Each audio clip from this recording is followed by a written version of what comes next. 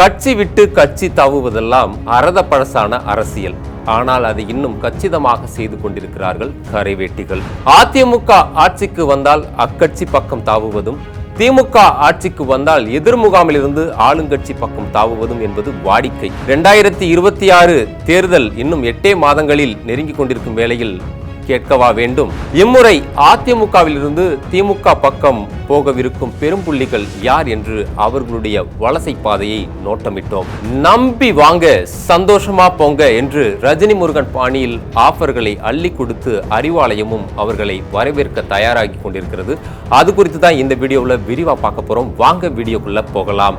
Meenakshi Faculty of Allied Health Sciences, BSc Technology Courses.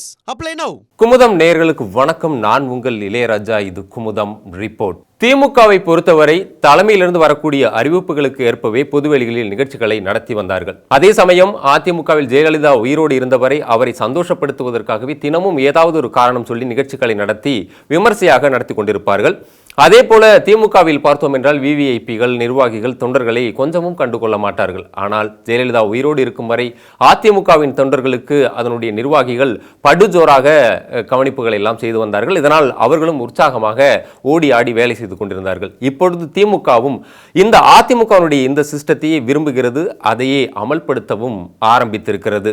திமுகவின் இந்த நிலைப்பாடுதான் அதிமுகவின் தலைமை மீது ஏற்கனவே அதிருப்தியில் இருக்கும் 2ஆம் கட்ட தலைவர்களை திமுகவை நோக்கி நகர வைத்திருக்கிறது.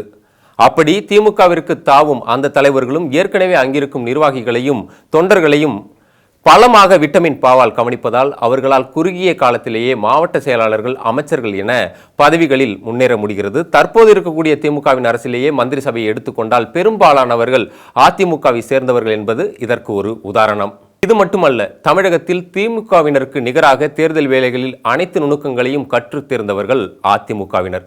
அத்தகைய செயல் புள்ளிகள் பாஜக உள்ளிட்ட பிற கட்சிகளில் சேர்ந்து தமக்கு எதிராக செயல்படுவதை காட்டிலும் நமக்கு பலம் சேர்ப்பதே நன்மை என நினைக்கிறது திமுக தலைமை. இந்த நிலைமையில் தான் சமீபத்தில் அதிமுகவுடைய மாஜி அமைச்சரான அன்வர் ராஜா திமுகவிற்கு ஜம்ப் அடித்திருக்கிறார். இவரை தொடர்ந்து இன்னும் சில அதிமுக புள்ளிகள் திமுகவிற்கு தாவ இருக்கிறார்களாம். இவர்களுடைய பட்டியலை எல்லாம் உளவுத்துறை ஒத்துழைப்போடு திமுக தலைமைக்கு நெருக்கமான ஒரு குழுவினர் அந்த பட்டியலை தயாரித்து வருகிறார்கள். அந்த பட்டியலில் யாரெல்லாம் இருக்காங்க அப்படின்னா, முன்னாள் அமைச்சர்களான டி ஜெயக்குமார், சண்முகநாதன் மற்றும் முன்னாள் எம்பியா இருந்த வெங்கடேஷ் பாபு, நடிகை காயத்ரி ரகுராம், எம்எல்ஏ தனபால், சேமா வேலுச்சாமி, ஆவடி அப்துல் ரஹீம் போன்ற ஆச்சரிய புள்ளிகள்லாம் அந்த ஜம் லிஸ்ட்ல இடம் பெற்றிருக்காங்க அப்படின்னு சொல்றாங்க. இதில் முன்னாள் அமைச்சர் ஜெயக்குமாரை பொறுத்தவரை கடந்த 2024 நாடாளுமன்ற தேர்தலில் தன் அரசியல் வாரிசாக மகன் ஜெயவர்தனை தென் சென்னையில் நிறுத்தினார். ஆனால் ஜெயவர்தனோ டெபாசிட்டை இழந்தார். இதற்கு காரணம் அதிமுகவில் நடந்த உள்குத்துதான் என்று ஜெயக்குமார் நினைத்ததோடு மட்டுமல்லாமல் எடப்பாடி அவர்களிடமும் நேரடியாகவே புகாரும் அளித்தார். ஆனால் எந்த பலனும் இல்லை. இந்த நிலையில் அதிமுக மீண்டும் பாஜகவுடன் கூட்டணி அமைத்ததையும் ஜெயக்குமார் அவர்கள் ரசிக்கவில்லை. எனவே தொடர் அதிருப்தியில் இருக்கும் ஜெயக்குமாரை திமுகவும் ஸ்மெல் செய்தது.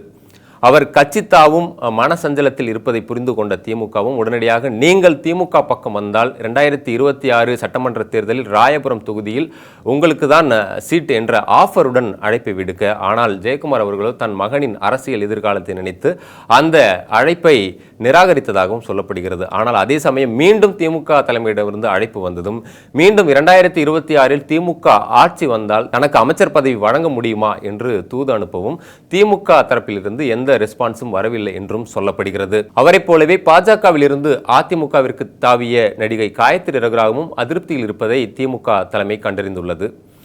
விஜய் கட்சியில் மாநில பொறுப்பை எதிர்பார்த்து வேலை செய்த காயத்ரி ரகுராமுக்கு அது பலனளிக்காததால் அதிமுகவிலே தொடரலாம் என முடிவு செய்ததாக சொல்லப்படுகிறது. எப்படியும் காயத்ரி ரகுராமையும் தங்கள் வசம் இழுக்க வேண்டும் என்று சில முக்கிய நிர்வாகிகளை அனுப்பி ரகசியமாக அழைப்பு விடுத்திருக்கின்றனர் திமுகவினர் என்றும் சொல்லப்படுகிறது. இந்த அதிர்ச்சிகர சீக்ரெட் லிஸ்ட்ல இன்னும் பலர் இருக்காங்க. குறிப்பாக ஆவடி அப்துல் ரஹீம், சேமா வேலுச்சாமி, எம்எல்ஏ தனபால் உள்ளிட்டோர்கிட்டையும் திமுக தரப்பிலிருந்து பெரும் புள்ளிகள் சிலர் குறிப்பாக இவர்களிடம்லாம் ரகசிய பேச்சுவார்த்தைகள் நடத்தி வருவதாகவும், இன்னும் அதிமுக தலைமை மீது அதிருப்தியில் இருக்கக்கூடியவர்களை தங்கள் வசம் இழுப்பதற்கான முயற்சிகளை அறிவாலயம் தரப்பு செய்து வருவதாகவும் சொல்கின்றனர். இது குறித்து அதிமுக தரப்பில் என்ன நினைக்கிறார்கள் என்பதை அறிய இப்போது அந்த கட்சியிலிருந்து ஒதுங்கி செயல்பட்டு கொண்டிருக்கும் ஒரு மூத்த நிர்வாகியிடம் பேசினோம். அவர் என்ன சொன்னார் அப்படின்னா, ஜெயலலிதா பொதுச் செயலாளராக இருந்த காலத்தில் தவறு செய்பவர்கள் எவ்வளவு பெரிய பதவியில் இருந்தாலும் அவர்கள் கட்டம் கட்டி தூக்கி எறியப்படுவார்கள். இதனால் நிர்வாகிகள் மத்தியில் பயம் இருந்தது, தொண்டர்கள் மத்தியில் ஒரு மரியாதையும் இருந்தது. ஆனால் இப்போது நிலைமை அப்படி இல்லை. ஜெயலலிதா அவர்களுடைய மறைவுக்கு பிறகு எந்த ஒரு நிர்வாகிகளினுடைய பதவியும் மாற்றப்படவில்லை. இதனால் மாவட்ட செயலாளர்கள் எல்லோருமே ஒரு குறுநில மன்னர்களைப் போல செயல்பட தொடங்கிட்டாங்க. இதனால அதிருப்தியில் இருக்கக்கூடிய இரண்டாம் கட்ட தலைவர்களும் சில சீனியர்களும் திமுக பக்கம் தாவலாமா என யோசிக்க ஆரம்பிச்சிட்டாங்க. அதுக்கு முக்கியமான காரணம், ஏற்கனவே அதிமுகவிலிருந்து திமுகவுக்கு போனாங்க இல்லையா, அதுல சில சீனியர் லீடர்களும் அதுக்கு உடந்தையா இருக்காங்க அப்படின்னு சொல்றாரு. குறிப்பா இன்னும் சொல்ல போனா அதுல முன்வரிசையில் இருப்பதெல்லாம் யாருன்னு பார்த்தோம்னா அமைச்சர்கள் சேகர் பாபு, அனிதா ராதாகிருஷ்ணன், செந்தில் பாலாஜி, இவங்க தான் அதில் ரொம்ப இவங்களெல்லாம் அழைச்சிட்டு போகிறதுல குறியாக இருக்காங்க. ஏன்னா அப்படி அழைச்சிட்டு போகிறவங்களுக்கு எந்த ஒரு சேதாரமும் இல்லாமல் பார்த்துக்கிறதோட ஆதாயம் வரும்படியான சில வழிவகைகளையும் செஞ்சு கொடுக்குறாங்க. குறிப்பாக அரசு டெண்டர் உள்ளிட்ட பல வழிகளில் வருமானம் கொழிக்கும்படி அவர்கள் செஞ்சு கொடுக்குறதும் இதுக்கு ஒரு காரணம் அப்படின்னு சொல்லப்பட்டாலும், மிக முக்கியமான காரணமாக சொல்லப்படுறது அதிமுக பாஜகவோட கூட்டணி வச்சதை அதிமுகவில் பலரும் விரும்பலை. இதனால எதிர்காலத்தில் பாஜக எங்க அதிமுகவையே டோட்டலா அழிச்சிடுமோன்ற பயத்துல தான் திராவிட சித்தாந்த உணர்வு உள்ளவர்கள் எல்லாம் திமுக பக்கம் தாவுறாரு அப்படின்றாங்க. ஒருவேளை இதையெல்லாம் பொய்யாக்கி மீண்டும் எடப்பாடி அவர்கள் ஆட்சியை பிடித்தால் கூட அந்த மொத்த பலனையும் 2017-2021 ஆட்சியில் யாரெல்லாம் அடைந்தார்களோ அவர்களை தவிர மற்றவர்கள் அந்த பலனை அடைய முடியாது என்பதால் இப்போதே இரண்டாம் கட்ட தலைவர்கள் சிலர் திமுகவை நோக்கி நகர ஆரம்பித்திருக்கிறார்கள் என இப்போது அதிமுகவில் இருக்கக்கூடிய சில முக்கிய விவிஐபிகளே புலம்ப ஆரம்பித்து வருகின்றனர். அது மட்டுமல்லாமல் திமுகவில் சேர்ந்தாலாவது தங்களுடைய அரசியல் எதிர்காலத்தை நிலைநிறுத்திக் கொள்ளலாம். அதை தாண்டி திமுகவில் எப்போதும் வாரிசு அரசியலுக்கு பிரச்சனை இருக்காது. அதனால் தங்களது வாரிசுகளுக்கும் எளிதில் வாய்ப்புகளை பெற்றுக் கொடுத்து விடலாம் என நினைக்கும் அந்த இரண்டாம் கட்ட தலைவர்கள் அறிவாலயத்துக்கு ரகசியமாக தூது அனுப்பி வருகின்றனர் என்றும் சொல்கிறார்கள். இது குறித்து திமுகவில் அமைச்சர் அனிதா ராதாகிருஷ்ணனிடமே நாம் விசாரித்தோம். அவர் என்ன சொன்னார் அப்படின்னா, ஜெயலலிதா காலத்திலேயே கட்சி பல அடக்குமுறைகளை சந்தித்தாலும் கட்சி வலிமையாக இருந்தது. இருந்தாலும் ஜெயலலிதா காலத்திலேயே கூட சிலர் திமுகவை நோக்கி வந்தார்கள். அதற்கு காரணம் திமுகவில் இருக்கக்கூடிய ஜனநாயகம்தான். தற்பொழுது அதிமுக எடப்பாடி பழனிசாமி தலைமையில் இயங்கினாலும் அந்த தலைமை குறித்து தொண்டர்களுக்கோ இல்லை நிர்வாகிகளுக்கோ ஒரு மரியாதையோ பயமோ இல்லை. பல மாவட்டங்களில் அதிமுகவுடைய தலைமை வீக்காக இருக்கிறது. இதனால் தங்களுடைய அரசியல் எதிர்காலத்தை நினைத்து பயப்படுகிறவர்கள் திமுக பக்கம் வர நினைக்கிறார்கள். அப்படிப்பட்டவர் வரவும் செய்கிறார்கள். எங்களுடைய கட்சி தலைமையும் அவர்களை அரவணைத்துக் கொள்கிறது. இன்னும் குறிப்பாக சொல்லப்போனால் பாஜகவுடன் கூட்டு சேர்ந்திருக்கும் அதிமுகவை பாஜக எப்படியும் கபலீகரம் செய்துவிடும். அதிமுகவை காப்பாற்றுவதற்கான தலைமை இல்லாத போது நம்மளுடைய அரசியல் எதிர்காலம் என்ன ஆகும் என்றும் உண்மையிலே அஞ்சிதான் இந்த பக்கம் வருகிறார்கள். அப்படி வருபவர்களை அரவணைப்பது தானே முறை என்றும் சொல்கிறார். மற்றபடி நாங்கள் யாரையும் இந்த திமுக பக்கம் வாருங்கள் என்று நாங்கள் யாரையும் அழைப்பதில்லை என்று உறுதியாக சொன்னார்.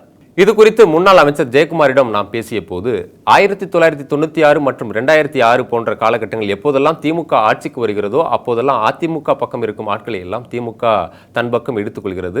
அதிமுகவை பொறுத்தவரை இந்த மாதிரியான அரசியல் எல்லாம் எங்களுக்கு நம்பிக்கை இல்லை. அதை நாங்கள் ஒருபோதும் செய்யவும் மாட்டோம். ஏனென்றால் அதிமுகவில் இருப்பவர்கள் தேர்தல் அரசியலில் வல்லவர்கள் என்பதை திமுக உணர்ந்திருக்கிறது. அப்படிப்பட்டவர்களை வைத்துதான் திமுக தன்னுடைய தேர்தல் அரசியலை செய்ய வேண்டிய கட்டாயத்திலும் இருக்கிறது. ஆனால் அதிமுக அப்படி இல்லை. நாங்கள் மக்களை நம்பித்தான் இருக்கிறோம். இன்னும் எத்தனை ஆண்டுகளானாலும் அதிமுகவை அழிக்க முடியாது என்றார் உறுதியாக. பொறுத்திருந்து பார்ப்போம். Meenakshi Faculty of Allied Health Sciences, BSc Technology Courses. Apply now. இந்த சேதாரத்துக்கு மேல கொடுத்தீங்கன்னா உங்க காசை வேஸ்ட் பண்ற மாதிரி தான்.